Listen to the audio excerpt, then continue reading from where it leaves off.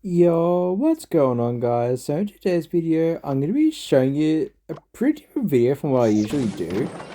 I'm going to be showing you a matchup guide on how to verse Hog Earthquake because Hog Earthquake can be one of the toughest matchups to kill because you can't kill a Firecracker usually.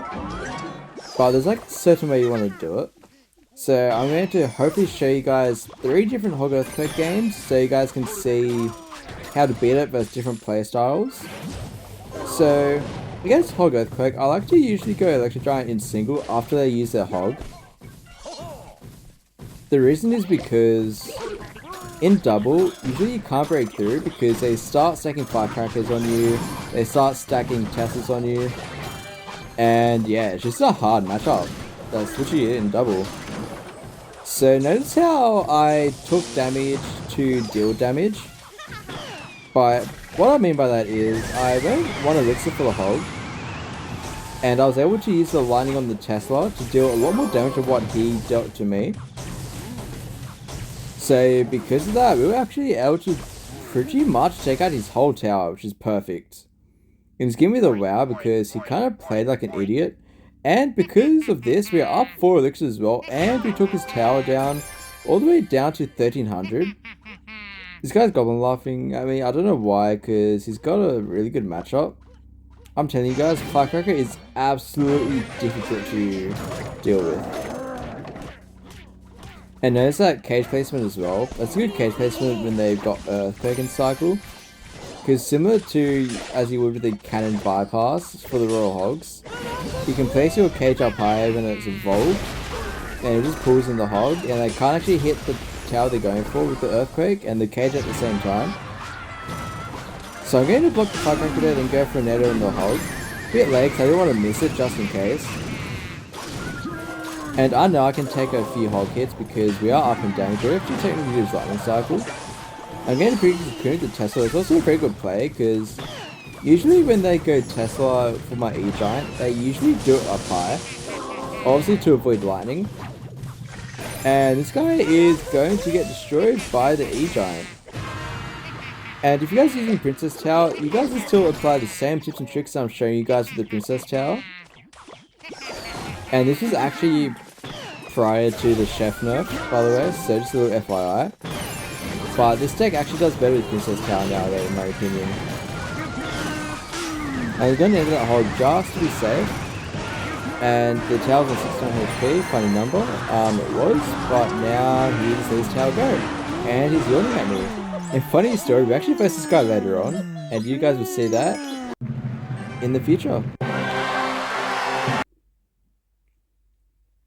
Okay, so we found our next game against Will. I don't know why I say we found our next game because replays, but it's just a habit at this point.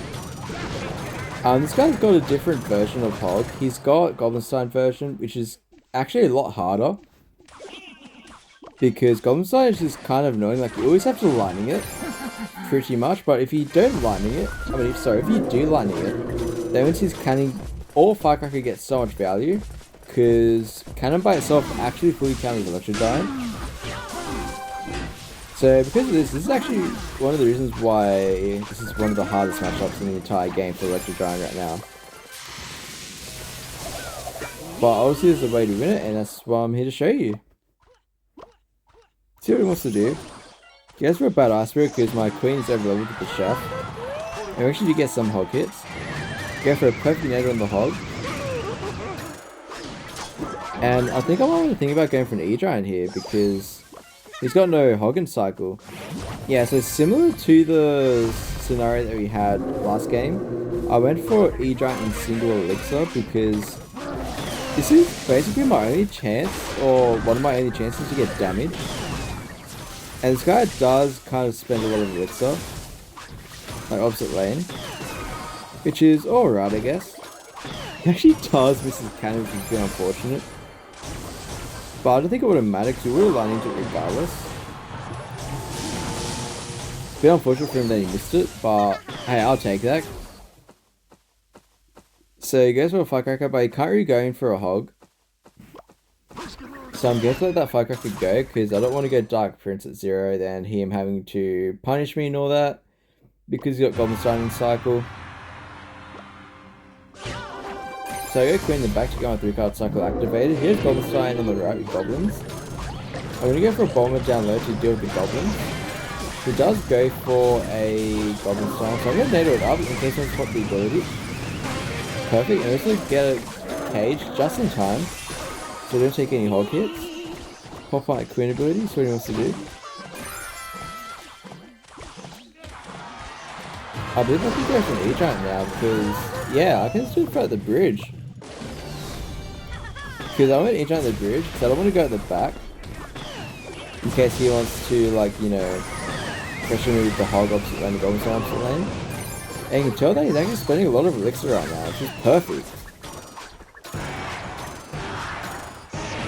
So yeah, he goes for the usual hog in front of the firecracker, so I go for a Dark Phoenix cage to deal with it. Goes in for a cannon, I think I just lightning this. Yeah, that's a good lightning because basically his tower's in 2 NATOs and 1 lightning range. But we actually get a nice bomber lineup, and this is why bomber's broken, look at this. I didn't need to deal with the left side, I can just go bomber NATO on the right, and that just destroys everything. So I guess the one saving grace is I got bomber, and I'll see you guys in the final game. Okay, so I found our last game against David. Now, I actually missed David, like, in the first game. So I missed him twice, and you guys can see that these are 2 different games. So let's see if my tips and tricks work against this guy as well, again. Okay, so he goes for an Earthquake. Doesn't activate, does it? I'm not sure if it does. Yeah, that was a good Earthquake, because he stopped the King Tower activation. That was well played. Okay, so I'm going to go for a Dark Prince up high, then go for a NATO on the hog.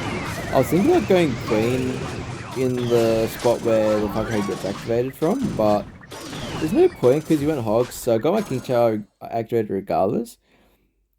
And we're actually in a worse spot right now because we took a lot more damage in this scenario as opposed to before. So yep, same principle applies. I'm going to go for an E-Giant in the back when hog's out of cycle. In single elixir, by the way.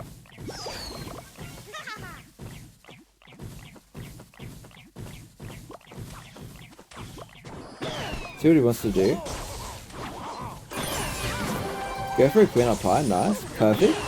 I love going for the Queens up high against Teslas because they're always doing it so I can't hit the lightning. Which is honestly a good play on their end, I think. But then again, we just know that they're going to do it, so we can go for a Queen up high and just snap the Tesla really easily. So even Elixir, and as you can tell, we're down 1k damage, but I'm not really worried. When we go Darkness to the back, he goes for an Evo Knight, which is interesting. I believe I'm going to go for like maybe an Evo Cage, potentially. This guy just let my Dark Prince go for some reason, and I have no idea why. This guy just sucks, bro. Typical hog players, am I right? Go for a bomb for those guards and go for a hog. Perfect. This is a brawler go, which is a fair play, because there's no point letting the Firecracker die. Go for a Queen ability, then go for Dark Prince up high. Perfect. Because he's going to EQ cycle me. I think I can go for an E-Giant at the back. Yeah. So I had the Queen kind of clogging up the lane on the right. Go for a Bomber on the left to splash the hog in the Knight. I'm actually going to, yeah, I want NATO as well to mitigate as much damage as I can. Somehow the hog gets a hit, which is a bit unfortunate, but it's what it is. You can't really stop that. Yeah, I'll try to reach his Tesla again, but I guess he's fine enough not to play it. I'm going to go for a lightning on the Firecracker. I know I'm not going to get damage from it, technically, but I get lightning damage plus kill his Evo. So now he has to cycle back to his Evo Firecracker, and he wants to be a massive threat to me. I went for skeletons like that because I think he's going to go for a hog. I'm going to go for a nice bomber to snipe his Firecracker because he played it way too high. You go Ice Barrel, please let's going to get a shot. Yeah, he had to go for a knife, which is insane.